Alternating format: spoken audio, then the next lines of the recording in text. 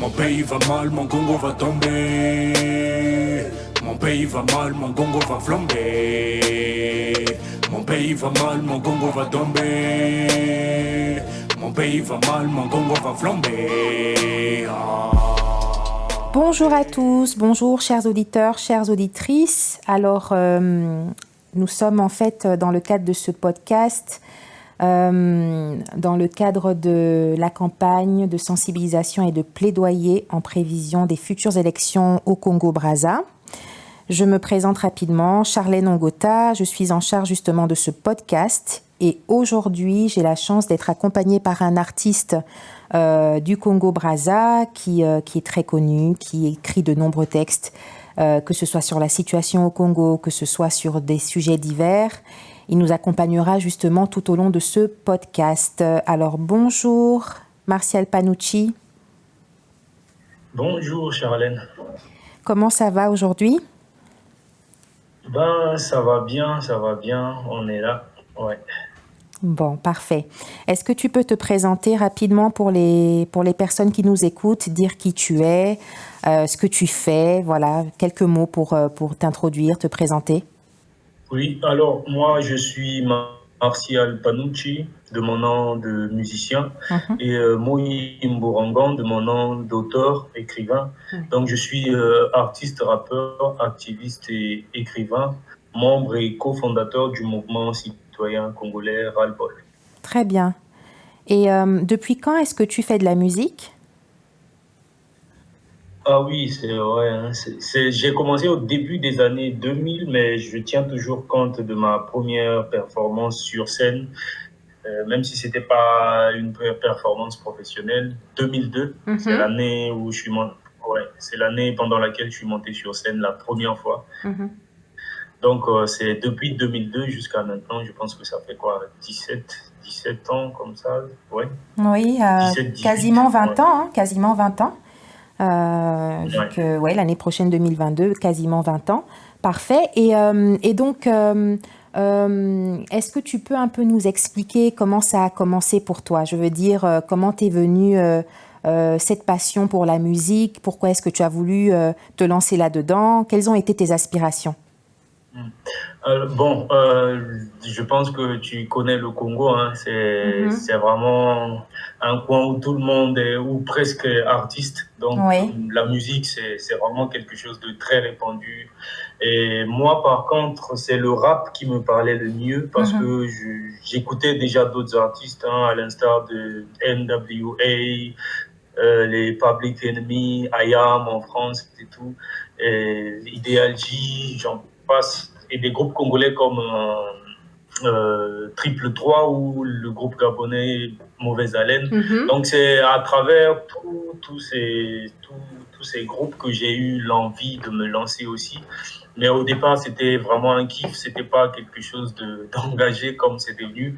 Mais très vite, ça a tourné vers ça parce que quand on vit dans des pays comme le Congo et qu'on prend le temps de réfléchir, justement, on se rend compte qu'il y a des choses qui ne vont pas bien et après on cherche à comprendre et après on veut donner son point de vue. Donc c'est comme ça que ça a commencé dans le quartier avec des amis, c'était des freestyles dans les coins de rue et tout. Mais après, très vite à mon niveau, c'est devenu quelque chose d'assez politisé parce qu'il y avait des urgences et je voulais donner mon point de vue. Tout à fait. Donc, chers auditeurs et chères auditrices, vous l'aurez bien compris, hein, aujourd'hui, avec Martial, il s'agira de faire écho à son métier d'artiste, mais il s'agira également de faire un écho à son caractère militant dans un espace, effectivement, qui est assez réduit, un espace politique, un espace économique, un espace social, artistique. Et ça me conduit justement à poser ma première question.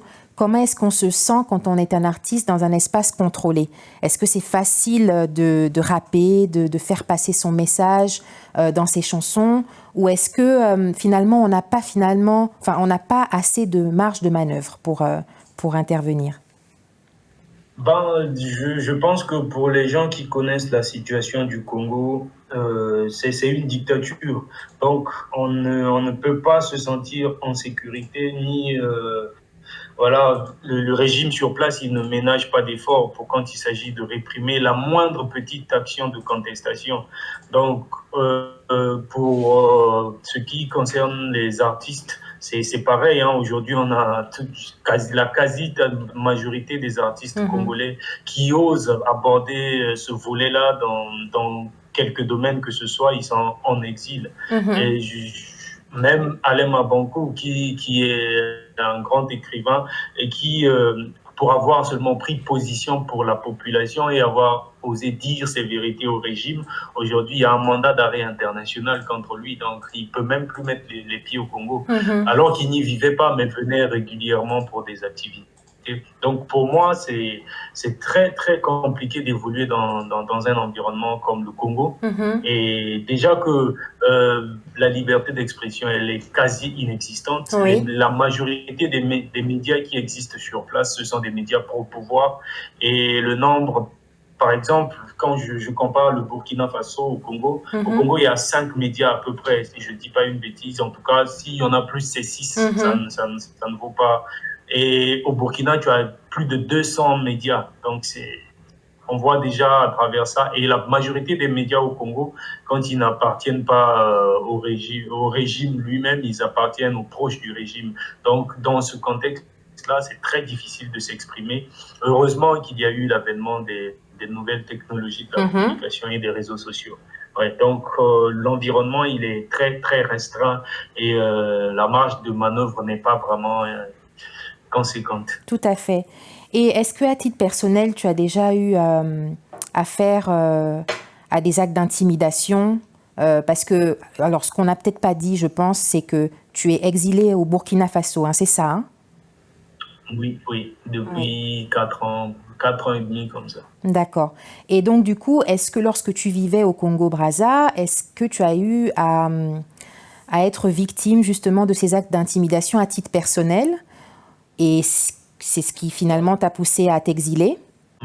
Bon, je pense que si moi, mon rêve, ça a toujours été vivre au Congo, étudier au Congo, réussir au Congo et tout bâtir au Congo. Donc, si je suis parti, c'est parce que les conditions n'étaient plus réunies pour continuer à ne fût-ce qu'exister au Congo. Donc, c'est pour ça que je suis parti. Et les intimidations à travers les réseaux sociaux, des messages, des coups de fil, la police qui débarque chez toi à des heures indues. Et j'ai eu des amis qui ont été incarcérés, j'ai eu des amis qui ont été portés disparus. Parce que moi, j'étais aussi dans la rue. Je n'étais pas en train de chanter derrière mon petit micro. Donc, j'étais dans la rue quand il s'est agi de la contestation. Ras-le-bol était au devant des manifs et voilà. Donc j'ai même été déjà agressé physiquement à Wenze, puisque Wenze c'est le quartier où je suis né et j'ai grandi. Donc c'est le 5e arrondissement de Brazzaville, qui est entre guillemets censé être le fief de Denis Sassou Nguesso, qui est donc l'actuel dictateur au pouvoir depuis pratiquement 40 ans.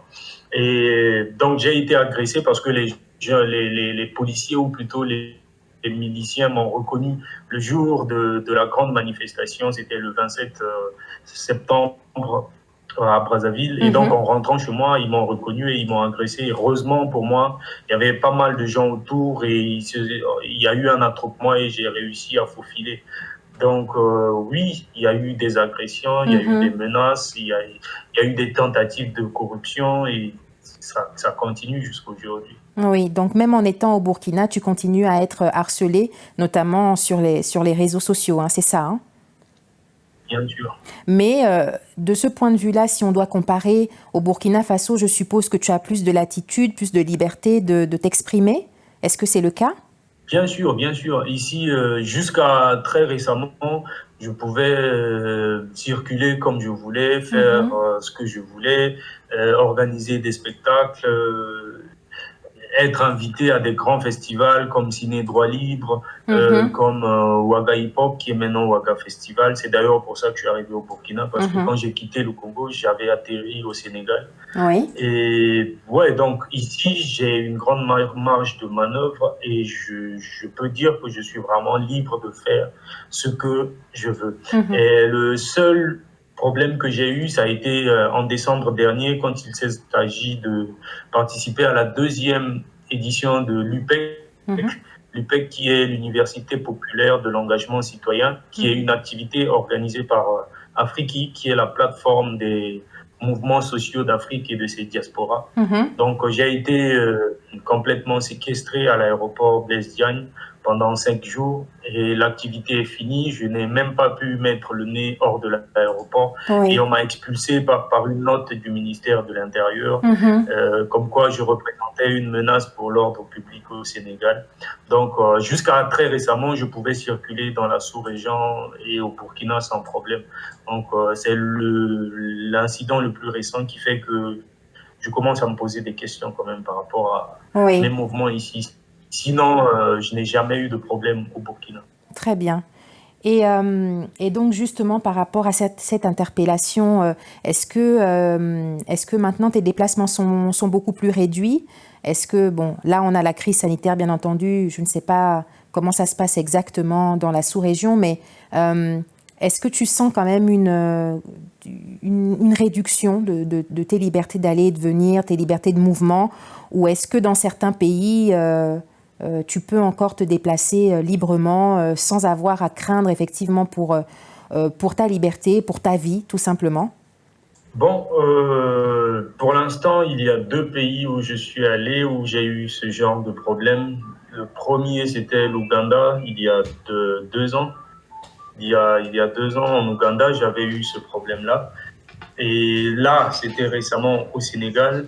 Je ne sais pas si ça va continuer, mais en tout cas, mon souhait est que je sois libre de circuler parce que mon combat, il nécessite maintenant que je puisse me mouvoir dès que l'opportunité se présente. Exactement. Pour l'instant, je ne veux pas dire que mes mouvements soient limités, mais après ce qui s'est passé au Sénégal, on va voir. Je suis attendu au Togo normalement et au Mali, et on verra par la suite si ces déplacements sont prévus pour quand? Mars prochain. Oui. Et bon, je dois aussi aller en Mauritanie. Donc on verra par rapport à ces prochains déplacements s'il y a un problème ou pas, un problème réel ou pas. D'accord, parfait. Alors, j'aimerais qu'on en vienne à tes chansons. Donc, combien de chansons tu as à ton actif et de quoi parlent tes chansons de façon générale? Alors, moi, jusqu'à présent, je suis à 4 albums, dont un EP et 3 albums. Le nombre de chansons, je pense que ça varie autour de 50. Et il y a pas mal de... Le plus récent, c'est un single qui est Mokondiaza Moyibi, qui tourne pas mal aussi. Et ma musique, en général, elle parle du Congo, de la situation à la fois politique, sociale et économique au Congo, mais aussi la même thématique ou les mêmes thématiques se déplacent vers l'Afrique parce que j'ai plus ou moins, en quittant le Congo, vu la dimension panafricaniste qui tournait autour des thématiques que j'apporte dans ma musique, mais aussi dans mes écrits et tout. Et donc là, je parle aussi beaucoup plus de l'Afrique, de ce qui se passe en Afrique, des problèmes en Afrique. Et aussi, après avoir fait quelques allers-retours en Occident, j'ai vu aussi que là-bas, il y avait aussi des problèmes, il y avait des luttes. Et voilà, donc quelque part, toutes nos luttes se rejoignent et les problèmes sont plus ou moins les mêmes, mais à des degrés différents. Donc ma musique, pour résumer, elle parle du Congo, de l'Afrique et du monde. D'accord. Et justement, tu disais que tu parles vraiment effectivement dans tes chansons de l'Afrique de façon générale. Donc, je suppose qu'il y a des featuring avec des artistes tout aussi engagés dans d'autres pays, peut-être de la sous-région ou ailleurs. Donc, est-ce que tu peux nous en dire un petit mot? Est-ce que tu sens vraiment que du côté des artistes d'autres pays, il y a également cet engouement, ce besoin de faire entendre sa voix en tant qu'artiste et cette volonté de voir évoluer les choses? Oui, moi j'ai pratiquement collaboré avec tous les artistes engagés du continent, et de Chicken Jaffa Koli à Awadi, en passant par Smokey, à Rodzing du Gabon. Et donc la lutte, elle est devenue panafricaine. Et ça se sent, ça se ressent de plus en plus. Et au niveau des artistes, on sent que les combats sont à peu près les mêmes partout, on a les mêmes problèmes, donc c'est pour ça qu'on arrive à facilement collaborer. Donc si je peux citer jusqu'à présent, la liste est un peu longue, mais je peux brièvement, rapidement citer Rodzing du Gabon. Oui. J'ai aussi collaboré avec Lord des Komindong du Gabon, de Mauvaise Haleine. Il y a Nourat, qui est une excellente artiste reggae du Burkina, avec qui j'ai collaboré 2 fois. Et il y a Maï Lengani, avec qui j'ai collaboré sur le titre France-Afrique. Dans mon deuxième EP qui est hashtag En attendant la révolte. Il y a Didi Awadi du Sénégal qui apparaît dans mon dernier album. Donc, et puis il y a la Camerounaise Vibe, et il y a pas, en tout cas il y a beaucoup de monde, surtout dans mon dernier album. Et je pense que entre artistes on se comprend mieux et on espère pouvoir continuer à mobiliser les populations et aussi informer nos populations sur les enjeux à la fois de nos différents pays qu'on appellerait plutôt enclos-coloniaux et au niveau aussi international. D'accord, donc une grande collaboration effectivement dans la sous-région et même au-delà. Parfait. Alors là, nous allons écouter un petit passage de la chanson Congo Bololo et nous reviendrons donc plus tard pour en parler plus largement. Yeah, Martial Panucci, Mwana Mai, Yoga, Yoga, Yoga, hey. Congo dit Congonais, depuis que ceux qui devraient gouverner trompent le peuple. Ils plantent des armées, sèment la guerre. Y a plus d'amour et c'est clair. Depuis que le navire Congo a perdu son commandant, le cardinal ils ont éliminé, le président Déba ils ont assassiné, Boukaka Franklin ils ont assassiné, Osebi Bruno ils l'ont calciné, Régis Patola ils ont assassiné, Augustin Kalakala ils l'ont torturé, à Chakona des jeunes ils ont assassiné, le général ils ont emprisonné, des coups d'état ils en ont fomenté. Combien de prisonniers, combien de morts, combien de crises, combien de fausses communes, dans les hôpitaux comme à la morgue, 570 cadavres abandonnés, pendant que d'autres familles cherchent encore des corps. Évidemment, ils trouvent ça amusant. Alors, nous venons d'écouter donc Congo Bololo, ce son qui a été fait par tes soins. Est-ce que tu peux nous parler un peu de cette chanson ? Alors, Congo Bololo, c'est le deuxième extrait de mon nouvel album qui est hashtag 2020 chronique, entre parenthèses, chronique de la décolonisation. Et Congo Bololo, c'est un titre dont la thématique est un peu métaphorique et à la fois allégorique. Congo Bololo, c'est une plante qui sert, un peu comme l'artémisia, ça sert dans le traitement du palu. Et pour moi, je suis parti de la base que le Congo est très malade et qu'il fallait le soigner. Et pour le soigner, il fallait trouver un remède. Donc, c'est le Congo Bololo dont je parle. Et le remède, ce ne sera pas, bien entendu, le Congo Bololo, la plante, mais ça sera plutôt l'éveil de la population ou des citoyens congolais. Encore qu'il n'y a pas vraiment de citoyens en tant que tels, si déjà on est dans une dictature. Et donc, au-delà, il fallait vraiment... Le morceau, il parle de ce qui se passe actuellement au Congo, de la gravité de la situation qui ne cesse de s'enliser au Congo. Et voilà, il apparaît dans mon 4e album, le plus récent que j'ai réalisé. D'accord. Et concrètement, ça consisterait en quoi cet éveil ? Est-ce que tu aurais quelques pistes, quelques recommandations, quelques idées ? En quoi consiste l'éveil d'un peuple ? Comment ça se matérialise ? L'éveil d'un peuple se matérialise dans sa révolte. Parce que quand on est dans une situation comme celle du Congo et qu'on ne se révolte pas, c'est qu'il y a quelque chose qui ne va pas. Après, je ne suis pas dupe. Je sais que la répression, le système au Congo, il il est policier et c'est un État policier où tout est surveillé au centimètre près. Donc, c'est difficile dans ces conditions-là de voir l'expression de l'éveil de ces citoyens. Donc, nous, on continue, en tout cas au niveau artistique et militant aussi, oui. On continue de faire le travail qui consiste à informer les populations à la fois sur leurs droits, leurs devoirs, mais aussi sur ce qui se passe au pays, notamment les différents détournements de fonds publics, les différents scandales financiers qui apparaissent et dans lesquels on retrouve toujours des têtes du régime qui est au pouvoir au Congo actuellement. Et on continue aussi à informer les populations congolaises, surtout en ce qui concerne leurs droits et qu'ils ont tout à fait le droit de se révolter s'ils jugent que la situation la situation du Congo n'est pas enviée, quoi. Donc, on continue à faire ce travail de sensibilisation surtout parce que c'est très important. D'accord. Et le mouvement Ras-le-Bol, justement, contribue à ce travail de sensibilisation. Tu en parlais au début de l'émission. Est-ce que le mouvement Ras-le-Bol, premièrement, contribue à ce mouvement citoyen? Et est-ce qu'on retrouve beaucoup de populations jeunes à l'intérieur qui manifestent leur besoin, justement, d'un changement? Oui, à l'exception de quelques sympathisants, la grande majorité des membres du mouvement est jeunes.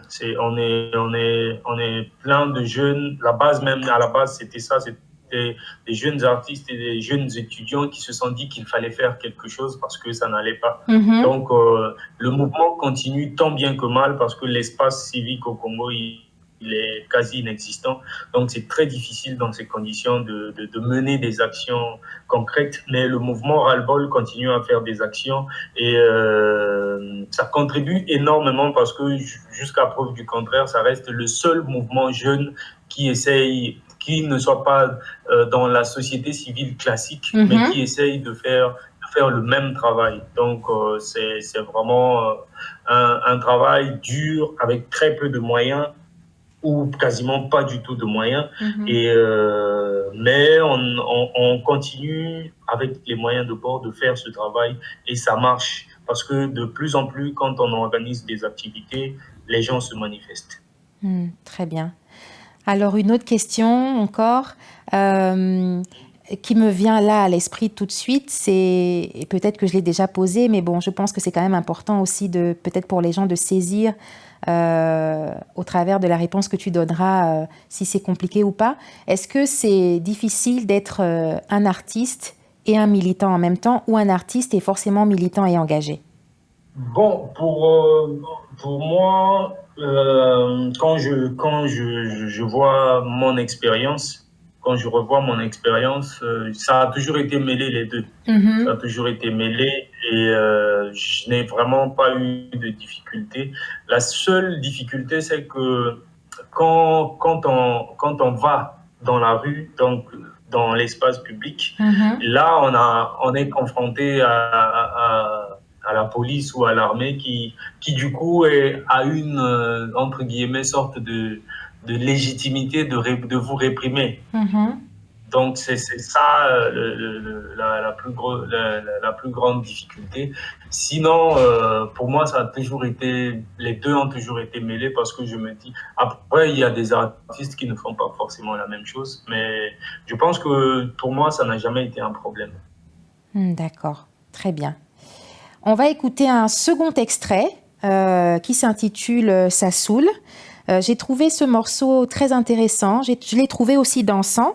Et donc on l'écoute très rapidement et on revient juste après pour que tu nous en parles aussi assez rapidement. Martial Panocci, hein, 2015 chronique, bébé.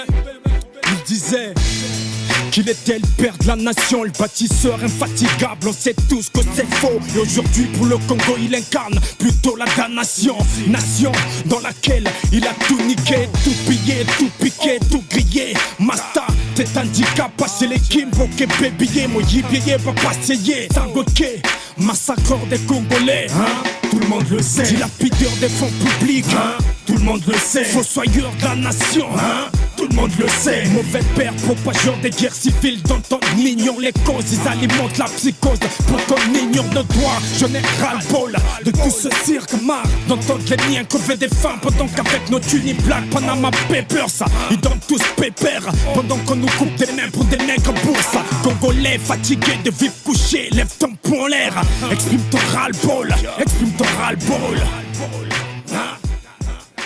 Alors, nous venons donc d'entendre le morceau Sassoul.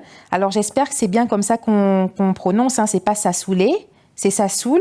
Non, oui, c'est hashtag Sassoul. Hashtag Sassoul, voilà. Donc, dans hashtag Sassoul, je vois qu'il y a Sassou, donc le nom du président, du dictateur en place.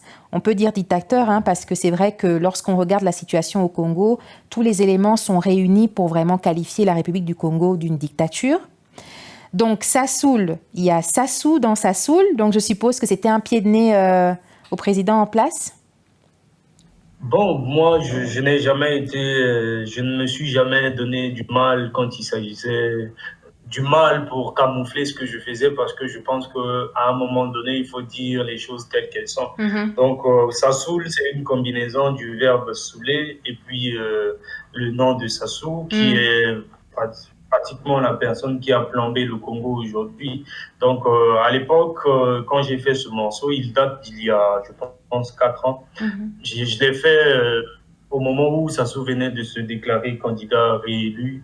Voilà, la nuit à 2 heures du matin, il n'y avait pas d'internet, il n'y avait pas de courant dans certains coins du pays, il n'y avait pas de téléphone, pas de SMS, tout était coupé, c'était le blackout total au Congo. Et là, ça se passe en mars 2016. Oui. Et donc, il y a eu la répression des manifestations anti-référendaires. Et après l'élection du 20 mars 2016, qui a vu normalement arriver en tête des résultats Jean-Marie Michel Mokoko. Mais à la surprise générale, c'est Sassou qui s'est déclaré réélu.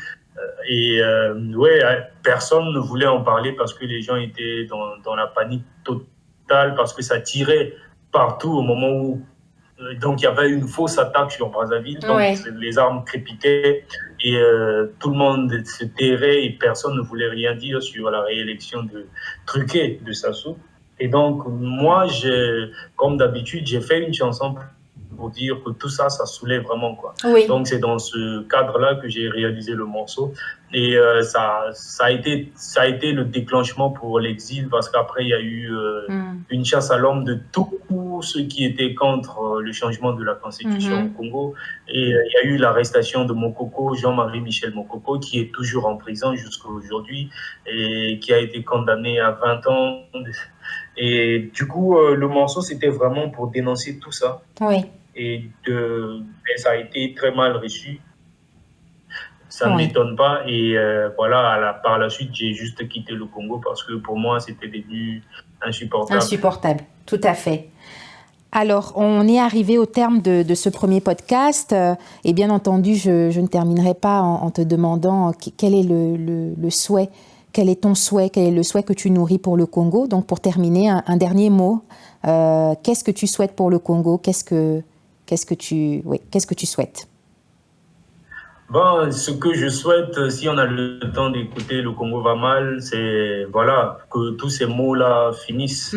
C'est tout ce qu'on souhaite pour le Congo, que les Congolais arrivent à vivre dignement, en paix, pas la paix que prône le régime, que la paix qu'on brandit comme un épouvantail quand il s'agit des élections. Donc, c'est une réelle paix, une dignité retrouvée des Congolais, et surtout aussi financièrement que les Congolais se retrouvent, parce que depuis la réélection truquée de Sassou jusqu'à aujourd'hui, le pays est en crise économique et voilà, ce sont les populations qui encaissent tout alors que le régime continue à se la couler douce, quoi, et le régime et ses suppôts.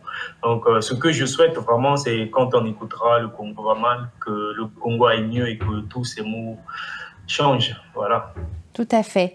Alors, c'est sur ces mots, effectivement, que nous finissons ce premier podcast en chanson. Donc, on finira avec Le Congo va mal.